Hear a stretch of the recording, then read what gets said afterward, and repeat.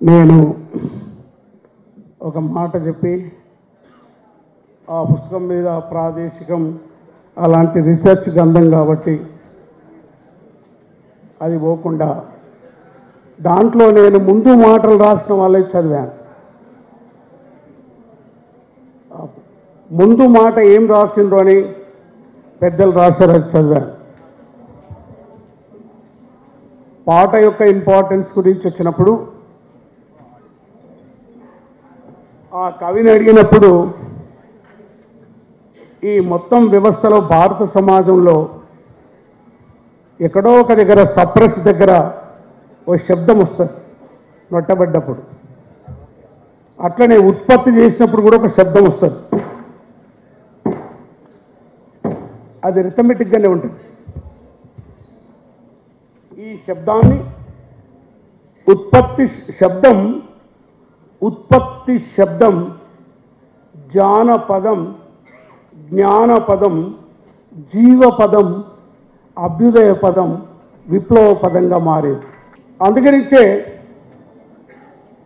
ఈ శబ్దాన్ని భారత సమాజంలో ఈ పాట రూపంగా వచ్చిన దాని మీద రీసెర్చ్ చేశాను. అయితే నేను ఆ డీటెయిల్లోకి వెళ్ళదలుచుకోలేదు, దాని తాత్విక పునాదిలోకి. శబ్దం పాటగా మారినప్పుడు ఇక్కడ ఉంటుంది, జీవపదంలో ఉంటుంది. రాలాలో నాగాలలో నాగలో ఓ, ఇదాన్ని కాగితం మీద రాసినప్పుడు దానికి తెలియదు. పాట జీవపదం అవుతుంది అంటే శబ్దంలో. అందుకే వేదాలు తీసుకున్నా, ఖురాన్ తీసుకున్నా, భజన్ తీసుకున్నా ఎక్కడో ముందు చెవులు పట్టేసుకుంటుంది. ఏదా అట్లా పట్టేస్తుంది. అయితే ఈ ఉత్పత్తి శబ్దమై అది జానపదం అవుతుంది. ఆ జానపదమై జీవపదం అవుతుంది.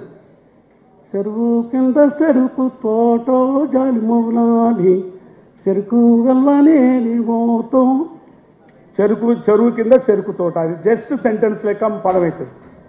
కానీ ఆ శబ్దంలోకి మారి ఇక్కడ జీవపదం అవుతుంది. ఇంతవరకు జీవం పదం కాదు, అది గాయమై హృదయాన్ని బ్రేక్ చేసుకుంటుంది. అప్పుడు అక్షరం, శబ్దం, ఆత్మతో మాట్లాడుతుంది. That is song. ఆత్మతో మాట్లాడుతుంటాం అన్నమాట ఇప్పటిదాకా. కాబట్టి ఒక ఉందనుకో, ఒక ప్రాంతంది కాదు, అది ఒక భాషలో ఒక శబ్దంలో అది జనరేట్ అయింది. శబ్దానికి రంగు, రుచి, వాసన, కులం, ప్రాంతం, భ్రాంతం లేకుండానే అది ఉత్పత్తి అయింది. కాబట్టి ఇప్పుడు ఇక్కడ బ్రదర్ రాసిన మొత్తం సాహిత్యం చరిత్రలో చూస్తే ఈ ఉత్పత్తి పదం, ఈ జానపదం, ఈ జీవపదం, ఈ అభ్యుదయ పదం, ఈ జ్ఞానపదం, విప్లవ పదం అయినప్పుడు ఆయన అంటాడు ఇక్కడ సాయుధ పోరాటాన్ని మార్చాలి, టోటల్లీ చేంజ్. నీకు టోటల్గా చేంజ్ చేయడానికి వచ్చినప్పుడు శబ్దం వేరు, ఇప్పుడు చూసినప్పుడు కొట్టినప్పుడు చూసాను. రిఫార్మిజంగా మార్చినప్పుడు శబ్దం వేరు, లేదా ఈ ప్రాంతం విముక్తి కావాలన్నప్పుడు శబ్దం వేరు. అందుకే ఇలాంటి గ్రంథాలు రావాలని మిత్రులు మారుజు కానీ, విమల కానీ, మన కవి, వీళ్ళు స్టేజ్ మీద ఉన్న వాళ్ళంతా ఈ శబ్దాన్ని రకరకాలుగా విముక్తి కోసం వాడారు. ఆ శబ్దాన్ని దానిని లయబద్ధం చేశారు. అది జీవపదం అయిపోతుంది. అది అంతే. ఆత్మతో నాగలో నాలల్లో నాగినాలల్లో నాగాలి ఆనలో నాయమ్మ అన్నలో చిందు నాగానిగా పున్నమి రాత్రిలో ఎవరొచ్చిండ్రు. అట్లా ఆ శబ్దం ఆత్మతో మాట్లాడతాడు. అక్కడనే ఎవరు ఈ శబ్దాన్ని, ఈ జీవపదాన్ని, ఈ ఉత్పత్తిని ఈ దేశంలో ఎక్కడ బతికుందో ఆలోచించమని చెప్తున్నా. ఎక్కడైతే ఒక మనిషిగా గుర్తించబడిన మనిషి, అక్షరం నుంచి దూరం చేయబడే మనిషి, ఇక్కడ స్త్రీ, ఏ కులం ఏ వర్గంలో పుట్టిన స్త్రీ గొంతు నాగాలలో నాగినాలలో నాగాలినాన ఆయన అంటాడు కవి. మా అమ్మ వాడుతుండే. ఇంకొక మనిషి ఉన్నాడు, వాన్ లోపలనే తెలంగాణ పాటలని బతుకున్నాయని మీకు విజ్ఞప్తి చేస్తున్నా. వాళ్ళేమున్నా 99% ఎవరు పాట రాసిండ్రు, ఎవరు జనం దగ్గర పోయిండ్రు, ఎవరితో కొట్లాడిండ్రు, ఎవరు రాష్ట్ర ఆకాంక్ష ఉద్యమం మొదలు కాక ముందు నుంచి తెలంగాణ అభివృద్ధి కొరకని కొందరు ప్రొఫెసర్ ఆచార్య జయశంకర్ గారు, ప్రొఫెసర్ ఆచార్య జనార్దన్ రావు గారి వారి యొక్క ప్రోత్సాహము, వారి యొక్క ఎడ్యుకేషన్ తోటి మేము అక్కడ ఒక చిన్న గ్రూప్గా స్టార్ట్ అయ్యి తెలంగాణలో ఉన్నప్పుడున్న వెనుకబాటుతనానికి ఏదో ఒక చేయూతనియాలనే, అంటే మేము తెలంగాణ సమాజంలో ఇంత చదువుకొని అంత దూరం పోయి ఇక్కడ జరుగుతున్న వివక్షకు, ఇక్కడ జరుగుతున్న అన్యాయాలకు మాతోటు సహాయం అందించాలనే ఉద్దేశంతో చిన్నగా స్టార్ట్ అయ్యి తర్వాత అది తెలంగాణ రాష్ట్ర ఆకాంక్షగా మారినప్పుడు మేము కూడా తెలంగాణ ఆ ఉద్యమంలో మాతోటి పాలు మేము పంచుకున్నాము. అంటే మీకు చాలామందికి తెలుసుంటుంది, ఇక్కడ మేము కూడా ఇక్కడ మిలియన్ మార్చ్కి, సాగర్ ఆరాలకి అక్కడ మేము పోయి వాషింగ్టన్ డీసీలో యుఎన్ ముందు, ఎంబసీల ముందు మేము కూడా పెద్ద ఎత్తున అక్కడ ప్రచారం జరిగింది. అంటే దాంతో కొంత ఏం జరుగుతుంది అనుకోని ఒక రాష్ట్ర వ్యాప్తంగా, దేశవ్యాప్తంగా, ప్రపంచవ్యాప్తంగా తెలంగాణ ఆకాంక్షను చాటడానికి మా వంతు మేము కృషి చేస్తామని సగర్వంగా ఒక ఎన్ఆర్ఐగా నేను మా అందరి ఎన్ఆర్ఐల తరఫున తప్పకుండా ఎప్పటికైనా గర్వపడతాను. అయితే ఒక మనందరం స్వాతంత్ర పోరాటం చూసుండకపోవచ్చు, చాలా గొప్పగా వినేవాళ్ళం. అయితే ఇప్పుడు జరిగిన భారతదేశ అంటే పోస్ట్ ఇండిపెండెంట్ మోడర్న్ ఇండియాలో అతిపెద్ద ప్రజాస్వామిక ఉద్యమం అంటే అది తెలంగాణ ఉద్యమము.